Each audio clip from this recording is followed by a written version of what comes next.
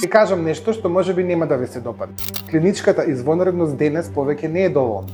Го гледам ова секојдневно. Одлични лекари со врвни резултати кои губат пациенти од послаби конкуренти. И речиси никогаш проблемот не е во медицината. Проблемот е во тоа како пациентот ве перципира. Пациентот не може да ја процени вашата техника, опремата или изборот на материјал.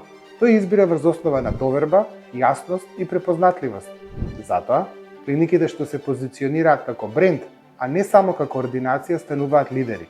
Не затоа што се подобри, туку затоа што се јасни. Во мојата нова анализа ги објаснувам непишаните, но непроменливи закони што ја дефинираат иднината на здравствениот пазар. Ако сте доктор кој сака да гради долгорочно, етички и одржливо, вреди да ја прочитате. Линкот е под видеото. Извонредноста не треба да биде тајна.